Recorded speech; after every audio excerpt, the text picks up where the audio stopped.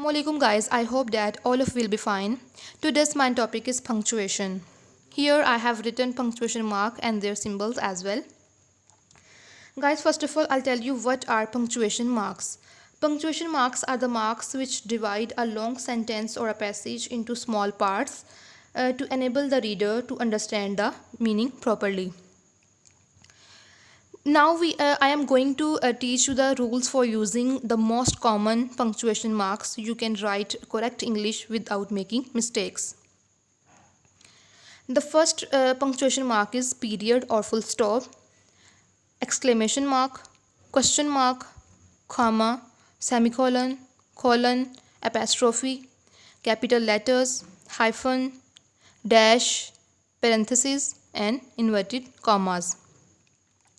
Now students, we are going to start terminal punctuation mark. Terminal means the end. Terminal punctuation marks are what we use to end the sentence. There are three in number I have mentioned here. First is period or full stop. Second is exclamation mark and the third one is question mark. Now we will talk about period or full stop. Guys, in American it is called period and in British it is called full stop. So a full stop is used to end declarative and imperative sentences. Now I'll explain what are declarative and what are imperative sentences. Student, here I have written one example. I teach English. This is declarative sentence. Student, declarative sentences declare something and give us information. Like you can see in this example, this sentence declare something. Now come to imperative sentences. Imperative sentences are commands or request. Here I have written one example of imperative sentence. If it rains tomorrow, bring your umbrella. Now students, move to next terminal punctuation mark, that is exclamation mark. Student, it is used to convey strong emotion. I have written here one example. I am really excited about my job. Guys, it tells our reader to read this sentence with emotion. In this sentence, emotion is excitement. In the same way, we can express many other emotion like anger, joy, surprise. Okay. Now move to a second example. Wow, what a interesting story. Guys, in this sentence I have used interjection, and after writing interjection I have put here exclamation mark. Students, now question is here, what does interjection mean? Interjection are words which express our sudden feelings. Guys, one thing more, keep in your mind, if you wanna convey a strong emotion in sentence, then you can use exclamation mark. And if there is just simple, not any special feelings, or just simple feeling in sentences, then we just end the sentence with full stop. Now guys, move to next terminal punctuation mark, and that is question mark. Students, question mark is used to mark the end of a question. So it's very straightforward. If a sentence is question, then we put question mark at the last of the sentence. Here I have written one example. What do you do? Here I have put a question mark at the last of the sentence. If I'll give you one more example, are you excited about your new job? So the rule is, if the sentence is a question, then it must end with question mark. Guys, notice that there is no space between last letter of the sentence and terminal punctuation mark. If you put space there, then it will be wrong. And when you begin new sentence, then you can leave space after the terminal mark, and you should start the new sentence with capital letter. Now students, question is, what are capital and small letter called? Student, capital letter are called uppercase letter and small letter are called lowercase letter. Now students, we will discuss about pauses. First of all, I'll tell you what are pauses. Student, pauses tell the reader to stop briefly for a moment and then continue reading. These are three marks here. First is comma, second is semicolon, and third is colon.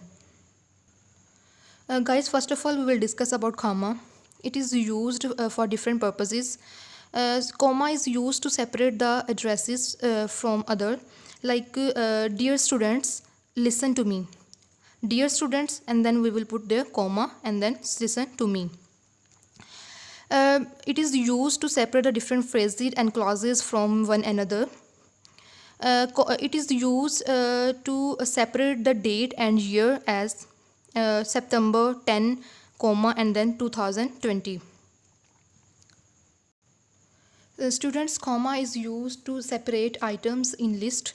It is used to separate words that are not part of the sentences.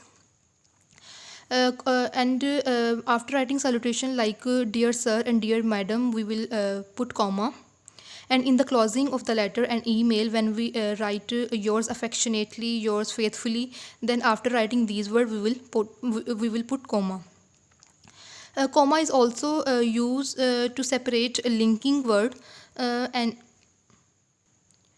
now look at the first example. We need to buy milk, eggs, flour and sugar for the cake. Students, there are 4 items in the list separated by comma.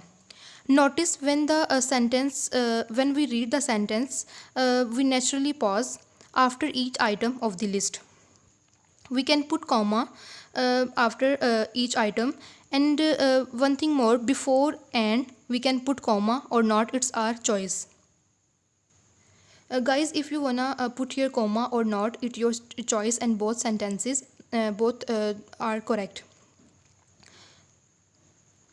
Students, keep one thing in your mind: if you have only 2 items, then don't put comma, and if you have more than 2 items, then you put comma after every item except the last item. Students, one thing more, there is no space before comma but a space after putting comma, like this.